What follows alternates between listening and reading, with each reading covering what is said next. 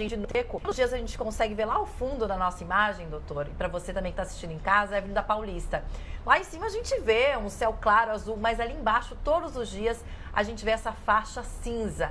É poluição, o que piora ainda mais em dias assim de tempo seco. A gente entrou em estado de alerta na segunda-feira, doutor, com umidade relativa do ar abaixo de 18% aqui na capital paulista. Os meteorologistas dizem que isso deve voltar a acontecer. O senhor estava olhando aí, agora a gente está com 40% de umidade. Deve cair ainda mais nas próximas horas. É muito prejudicial à saúde, né, doutor? Quais os maiores problemas que em dias assim de tempo seco consecutivos, são quase 80 dias aí, só na capital paulista tem uma chuva significativa. O que isso mais pode prejudicar a saúde, doutor? Foi a nossa segunda aparição aqui na Band News, falando do tempo seco. E continua seco. E cada vez mais seco. E a previsão é para setembro isso continuar. Então vamos lá. A reportagem é autoexplicativa. Exercício físico, muito salutar, mas entre as 10 da manhã, não precisa ser 7 da noite, mas entre as 10 da manhã e 5 da tarde, evite exercício vigoroso. Muito líquido, tanto ingestão de líquido quanto líquido no ambiente. Se você não vai comprar um umidificador, a Paula tentou comprar um umidificador e já tinha esgotado. Acabou. Perfeito. Aqui em São Paulo. Recipientes abertos, recipientes com líquido no ambiente para evaporar. O que significa evaporar a água de uma bacia, de um copo, ou de uma toalha molhada? O que significa a toalha secar? É evaporar líquido para o ambiente e aumentar a umidade do ar.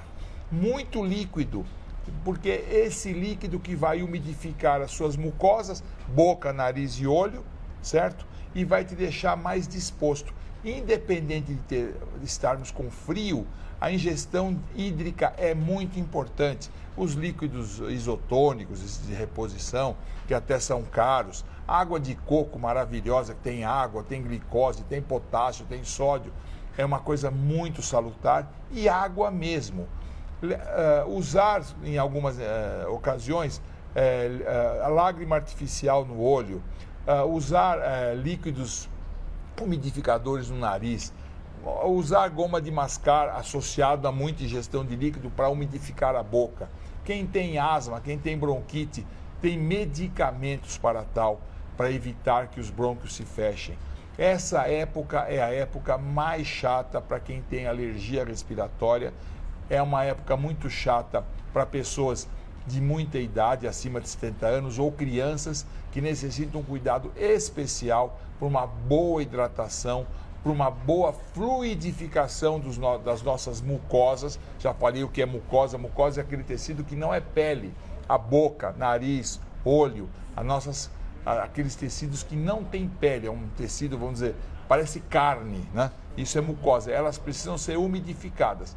Com muito líquido, elas se umidificam, porque o próprio ar seco tira esse líquido das suas mucosas, ressecando o olho, dando conjuntivite, dando ressecamento do olho.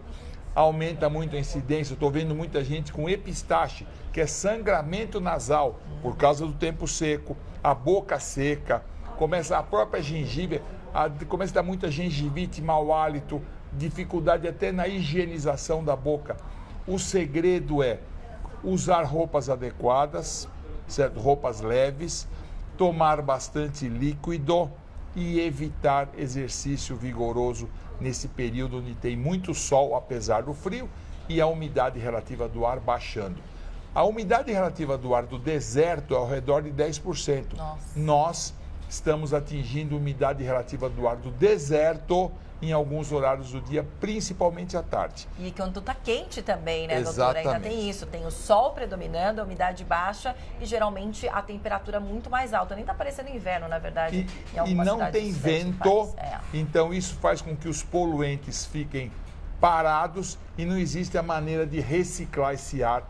Por isso que a poluição é maior, tem a tal inversão térmica e daí por diante. Então, esse momento, acabou o outono, estamos no inverno, esse momento é o momento pior em relação ao ar que nós respiramos e aos cuidados que deveremos ter com a população em geral, principalmente os idosos e as crianças. E a quantidade de água, doutor? Geralmente os especialistas sempre recomendam 2 litros por dia, a gente aumenta essa quantidade? De 1,5 litro a 2 litros por dia numa pessoa de 70 quilos é de bom tamanho.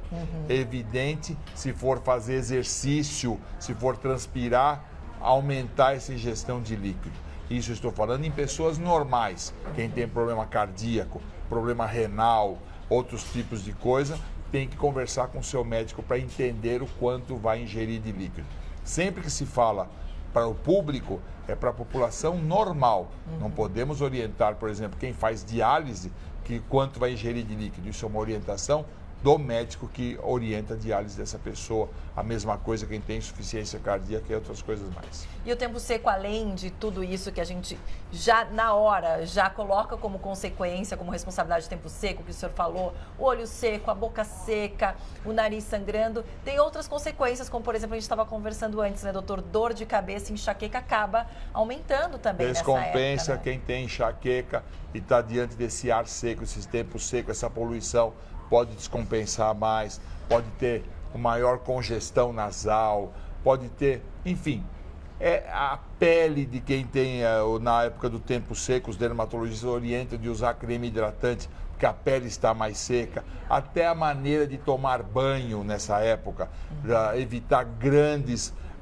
sabonetadas no corpo inteiro, banhos muito quentes por causa do frio, aumenta o ressecamento, a lesão de pele, aumenta a dificuldade até da pele se umidificar. Tudo isso tem que ser visto com carinho. As pessoas têm que entender o que está acontecendo para se corrigir. Na verdade, o grande médico de uma pessoa é a própria pessoa. Ela tem que filtrar o que são boas informações. Ontem eu vi uma coisa acontecer, uma pessoa, um assassinato quase, uma mulher que foi morrer por um procedimento absurdo feito num apartamento. Eu não vou falar do bandido que fez isso. Nós temos que orientar a população a entender o que é a verdadeira medicina, o que é uma boa dica, uma boa informação e evitar de se expor a procedimentos ou a métodos ou a remédios absurdos que não tem nenhuma comprovação. Desculpa o desabafo, mas como médico eu me sinto muito mal de ver esse tipo de coisa acontecer. É importante mesmo sempre procurar o lugar correto, ter muita informação. Obrigada, doutor Salim, pela sua participação aqui no nosso Manhã Band News. Em 15 dias a gente se vê de novo com outras dicas. Até a próxima, Paula. Obrigado a todos. Até a próxima.